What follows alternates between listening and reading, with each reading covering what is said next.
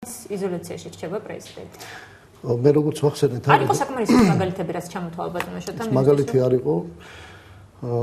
მე ვთხოვდი ბატონ შოთას თუ შეუძლია ერთი ქმედითი ნაბიჯი ბოლო პერიოდში, როგორც საგარეო უსაფრთხოების, კონფლიქტების მოგვარების თვალსაზრისით გადადგმული ხელისუფლების და ხელისუფალის მიერ დამისახელოს და განსაკუთრებით, თუნდაც ახლა EUTOS-თან დაკავშირებით იყო საუბარი და არ შემიძლია არ აღნიშნო იგივე საერთაშორისო ორგანიზაციების წვლილზე, თუ ნაკლებ თუ მეტ აქტივობაზე, როდესაც არის საუბარი. მე შეგახსენებთ ბატონო შოთა, გახსოვთ მაგალითს ვამბობ და მე თქვენგან დავებოდები დიდი სიამოვნებით თქვენ მიერ გადადგმულ ერთ ნაბიჯს. თქვენ ბრძანდებით სწორედ იმ კომიტეტის თავმჯდომარე, რომელმაც ჩართული უნდა ბრძანდებოდეთ ამ საქმეში. პირველი 2005 წელს ლუბლიანაში 4 დეკემბერს მივიღეთ გადაწყვეტილება საქართველოს სამშვიდობო გეგმის დამტკიცების თაობაზე, სადაც საქართველოს ტერიტორიული მთლიანობის დადასტურებიდან დაწყებული, დამთავრებული ეკონომიკურ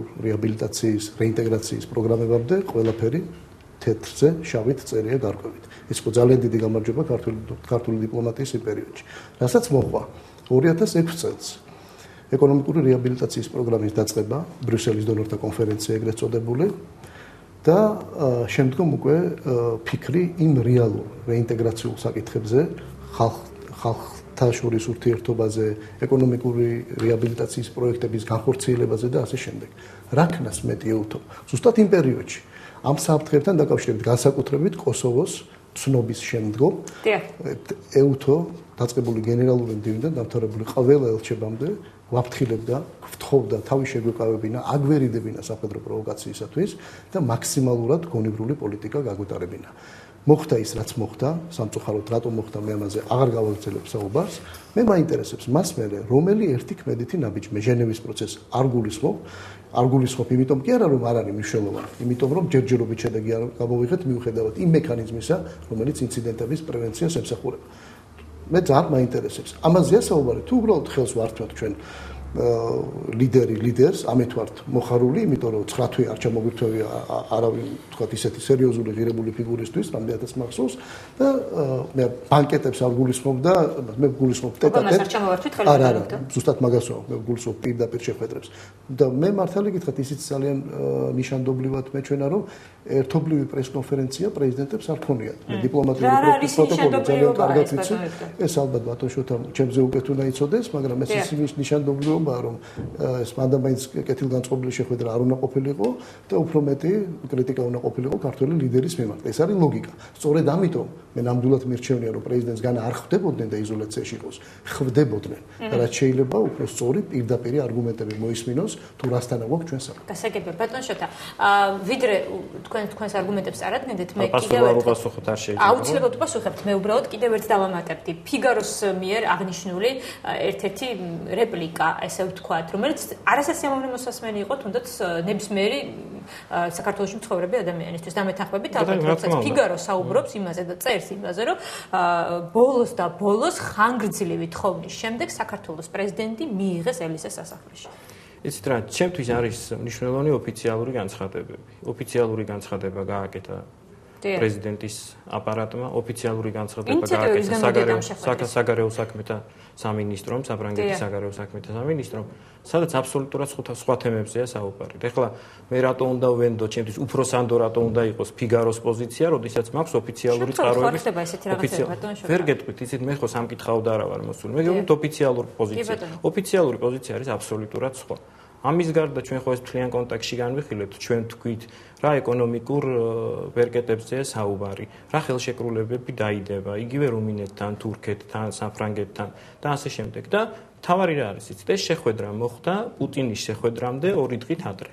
ანუ ეს იყო გზავნილი სოფლიო საზოგადოებრივობის მხრიდან და ეს არ არის მარტო საფრანგეთი, იმიტომ რომ საფრანგეთს აქვს ის ვალდებულებაც აღებული, რაზეც ხელი აქვს მოწერილი და ეს არის სწორედ სარკოზი, მედვედევ, სააკაშვილის მიერ ხელმოწერილი დოკუმენტი, რომლის არც ერთ პუნქტს რუსეთი არ ასრულებს.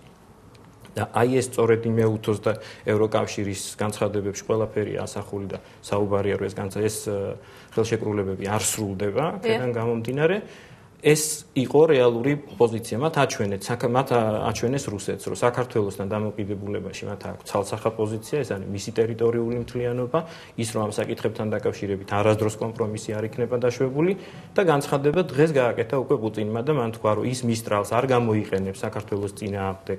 აი ის რომ საქართველოსთან მიმართებაში აგრესიული ძალის გამოყენება ხელახლა არ მოხდება. აი, სწორედ ამაზე უნდა ვისაუბროთ. პუტინი იძულებულია თავის მართლების პოზაში გადავიდეს და ისაუბრობს ამ საკითხებზე. თქვენ ესე გეჩვენათ პუტინის განცხადება, რომ მან თავი იმართა მიუხედავად ამისა? ყველა საკითხს თუ არ უპასუხე გამოვარო ისე. კი ბატონო, მაგრამ მე მაინც შეგეკითხებით, თუ კი თქვენ მისტრალზე საუბრობთ. თქვენ პრეზიდენტმაც აღნიშნა, რომ ეს იყო საკმაოდ ისეთი თამბიცავი შეხვედრა და მოკლედ ამ შეხვედრაზე დაფიქსირდა, რომ საფრანგეთი უჭერს მთლიანად საქართველოს მხარს, მაგრამ პარალელურად ბატონ შოთა მისტრალის მიღების საკითხი არ მოხდება დღეს წესრიგით. აი სწორედ ეს არის ჩვენი პოზიცია. ხა მე რო გითხრათ რომ მე მესიამოვნა მისტრალის მიყიდვა რუსეთისათვის, ეს იქნება არასწორი. გაუგებარი არ არის ეს პრინციპი. გაუგებარი ეს არ არის. არა, მე გითხარით რაც თქვა პუტინმა, არ ვიცი, ხა ერთად გავაკეთოთ ინტერპრეტაცია. მე გითხარით ინფორმაცია მოგაწოდეთ, რაც პუტინმა თქვა.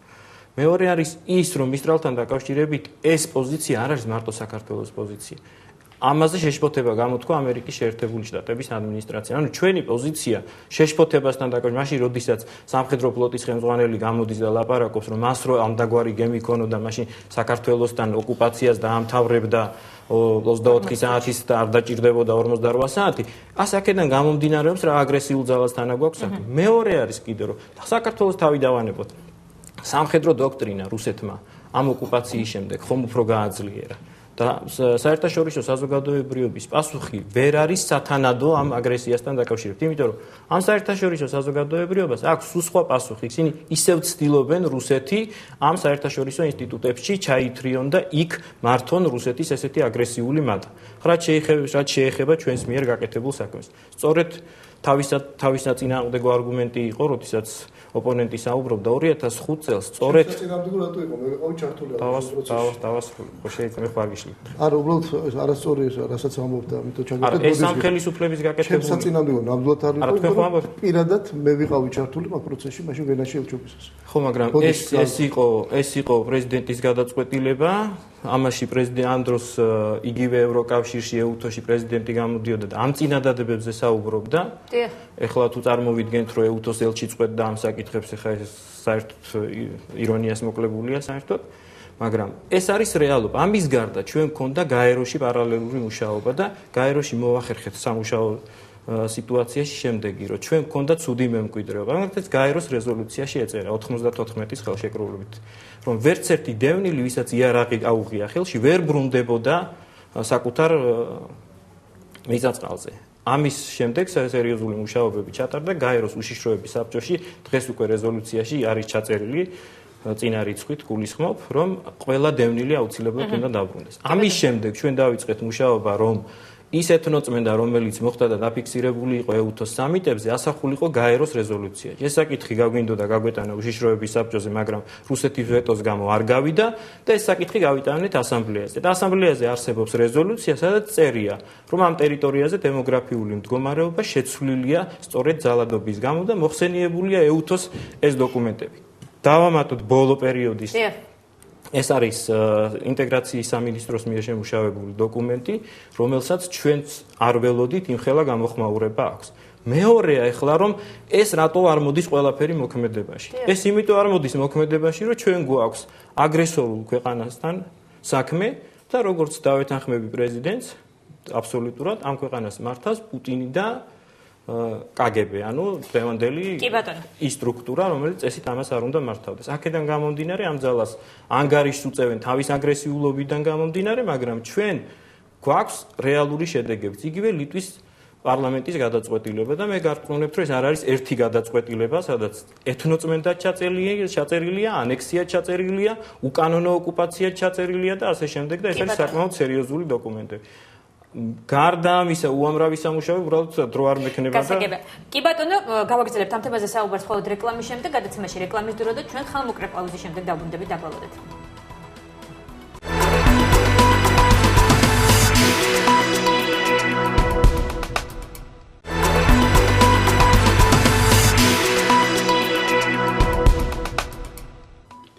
თქვენ განუყურებთ ток-შოუ არგუმენტებზე. ჩვენი გადაცემის სტუმრები არიან შოთა მალაშხია, ვიქტორ დოლიძე. რაც შეეხება EUTHOS კრიტიკას, ჩვენ საუბრობთ პრეზიდენტის ვიზიტზე საფრანგეთში და ასევე საუბრობთ იმაზე, არის თუ არა ქვეყნის პირველი პირი იზოლაციაში, მაგრამ